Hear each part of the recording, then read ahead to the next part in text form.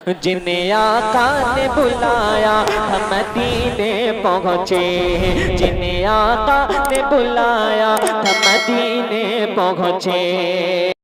फरमाता है अगर मेरे महबूब से मोहब्बत करना है तो ऐसे आना होगा कि ला तजिदु कौमन युमिनूना बिल्लाहि वल यौमिल आखिर युवादूना मन हाद्दल्लाह व रसूलहु वलौ कानु आबाअहुम औ अबनाअहुम। अल्लाह फरमाता है अगर तुम्हें दुनिया के अंदर अगर ईमान सलामत रखना है तो ईमान सलामत रखने के लिए अगर तुम्हारा बाप गुस्ताख है, अगर तुम्हारा बेटा नबी का गुस्ताख है, अगर तुम्हारा खानदान नबी का गुस्ताख है तो अपने बाप को ठोकर मार देना क्योंकि नबी का गुस्ताख है, अपने बेटे को ठोकर मार देना क्योंकि वो नबी की इज्जत को पामाल कर रहा है, अपने खानदान को ठोकर मार देना, नबी की मोहब्बत के आड़े में आने देना। अल्लाह रब्बुल इज्जत ने ऐसे लफ्जों में ऐलान फरमा दिया कि अगर रसूल की मोहब्बत के आड़े अगर बाप की मोहब्बत आ जाए, रसूल की मोहब्बत के बीच में अगर बेटे की मोहब्बत आ जाए, रसूल की मोहब्बत के बीच में अगर खानदान की मोहब्बत आ जाए तो ईमान खतरे में दाखिल हो गया, ईमान की घंटी बज गई। अरे ईमान तब सलामत है जबकि बाप बेटे और खानदान से ज्यादा नबी से मोहब्बत। नारे तकबीर, नारे रिसालत, मसलके आला हजरत उलमाए अहले सुन्नत हजरत अल्लामा मुफ्ती तारिकुल कादरी साहिब किबला। किसने सहाबा इकराम की जिंदगी को हमने पढ़ा ही नहीं, अपने बुजुर्गों की तारीख हमने तो सिर्फ मोबाइल उठाए, फिल्मी ड्रामे देखे, सीरियल देखे और जो है अपनी पूरी जिंदगी को ऐसे ही गुजार दिया। और हम सपना देखते हैं कि इस्लाम तख्त पर आ जाए और मुसलमान जो है इन पर हुकूमत कर ले। ऐसा नहीं होगा। आओ जरा सहाबा इकराम की तारीख के हवाले से बताता हूँ कैसी मोहब्बत होना चाहिए। मोहब्बत ऐसी होना चाहिए।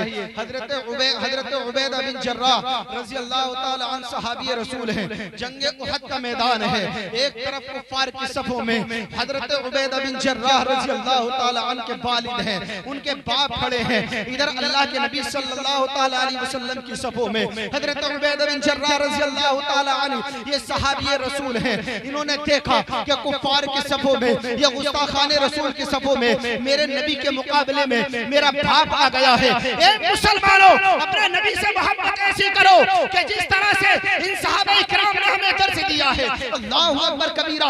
आपने देखा, देखने के बाद फौरन झपट पड़ते हैं और तलवार निकालने के बाद मैदान कारसाज में जाते हैं और अपने बाप के ऊपर चढ़ाई कर देते हैं। ऐसी चढ़ाई कर दी है कि बाप ने पूछा कि बेटा मुझे क्यों मारा, मेरे ऊपर इतनी सख्ती के साथ पेश क्यों आया? मैं तो तेरा बाप हूँ, मैंने तो तुझे पैदा किया है, मैंने तो तुझे पाला है, मैंने तो तुझे बोलना सिखाया है, मैंने तो तुझे चलना सिखाया है। ए नौजवानों सुनो, ये वो सहाबी रसूल हैं, अपने बाप से कहते हैं ए मेरे बाप, तूने अगरचे मुझे पैदा किया है, अगरचे तूने मुझे बोलना सिखाया है, अगरचे तुझे मुझे चलना सिखाया है, लेकिन आज तो मेरे उस महबूब की सफ में खड़ा है, उस महबूब के मुकाबिल खड़ा है जिसकी वजह से मुझे जिंदगी मिली है, जिसकी वजह से मुझे इज्जत मिली है, जिसकी वजह से मुझे सब कुछ मिला है। अगर तू मेरे नबी के खातिर आएगा तो बख्शा नहीं जाएगा, अगरचे मेरा बाप ही क्यों ना हो। अपने बाप को सर से, आपके बाप ने बाप के सर को तन से जुदा कर दिया और दुनिया वालों को पैगाम दे दिया कि बताए आलम मोहम्मद सल्लल्लाहु तआला अलैहि वसल्लम की मोहब्बत, बताए आलम ईशान से बारी प्यारी है। अगर इसके मुकाबले में अगर कोई भी चीज आ जाए तो अपने नबी की मोहब्बत को बसा लेना और दूसरी चीजों को ठोकर मारना। सुभान अल्लाह, सुभान अल्लाह, जिंदाबाद। तभी तो हुआ कि अगर मैदान उहद में कम निकल गए तो अल्लाह ने कामयाबी को उनके मुकद्दर लिख दिया और छोटी छोटी जमात बड़ी बड़ी जमातों पर कामयाब होती हुई नजर आई। अल्लाह रब्बुल इज्जत ने कामयाबी और कामरानी उनके मुकद्दर पर लिख दी। अब जरा आओ एक सहाबी रसूल का वाकया मेरे अजीज भाई थोड़ा तवज्जो के साथ सुन लें, थोड़ा आगे आ जाए। ये अल्लाह और उसके रसूल का जिक्र हो रहा है। आ जाइए भाई, आ जाइए। देखिए हमारे हालात ऐसे ही, हमने जलसों को मनोरंजन बना दिया। अल्लाह और उसके रसूल का भी जिक्र होता है तो हमने उसको मनोरंजन बना दिया।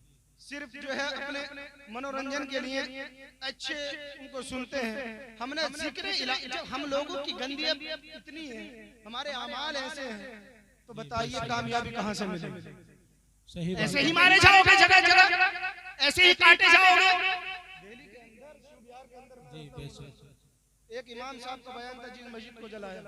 इमाम साहब कह रहे थे कि मौलाना साहब क्या बताऊं, मेरी आंखों सुनकर आंखों में आंसू आ गए।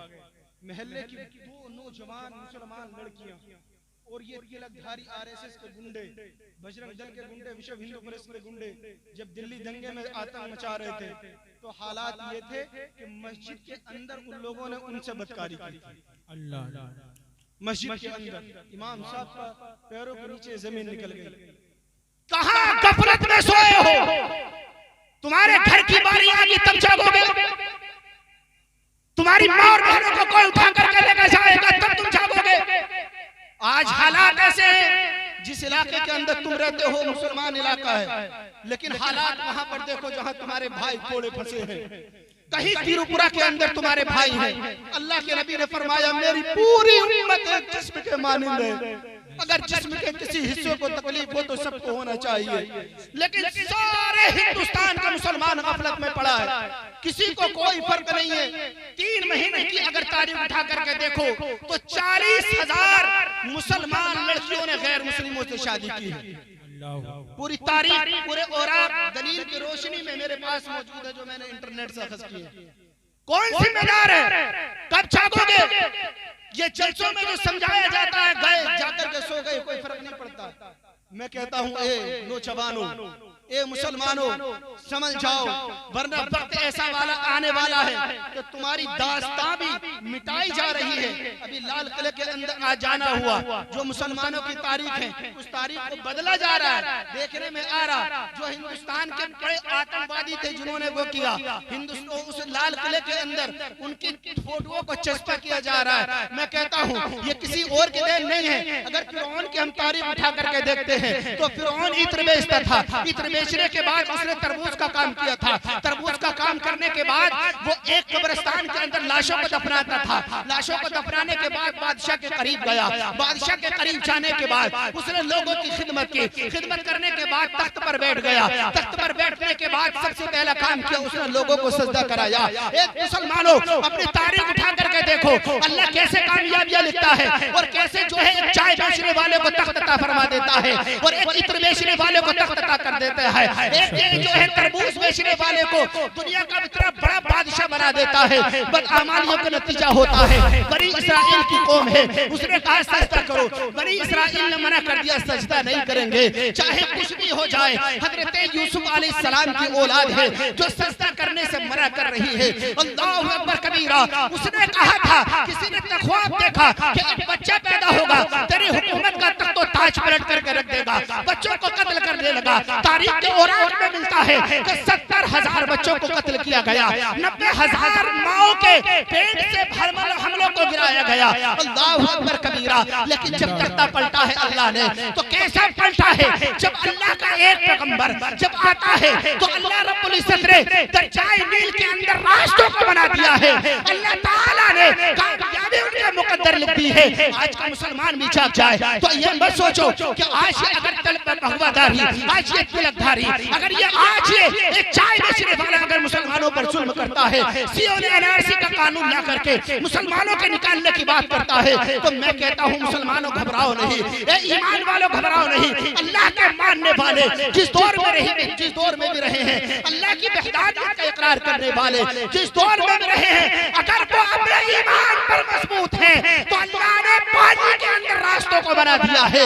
अगर वो अपने ईमान पर मजबूत है तो ये सारी सल्तनतें उनके कदमों में झुकी हैं। लेकिन ए मुसलमानों, तुम जानो तो सही, सच्चा पक्का मुसलमान कहते हैं आज सिर्फ नाम का मुसलमान है। पहला कलमा सही से पढ़ना नहीं आता, इस्तिंजा करना सही से नहीं आता, उसे ये नहीं पता है कि मुझे अपने लिबास कैसे पहनना है, उसे ये नहीं पता है कि मुझे क्या सुनना है क्या नहीं सुनना है। लेकिन आज का नौजवान हिंदुस्तान के हालात के एतबार से देखा जाए तो हर कोई अपनी अपनी जिंदगी जी रहा है, किसी को परवाह नहीं है। हालात बदलने हैं तो सबसे पहले अपने आप को बदलना होगा और बदलने के बाद बेगाने कारसाज में निकलना होगा। अरे अल्लाह के रसूल की मोहब्बत सीने में बसा करके अगर मैदान कारसाज में निकलोगे तो रब तुम्हारे सामने कामयाबी को तुम्हारे मुकद्दर फरमाएगा।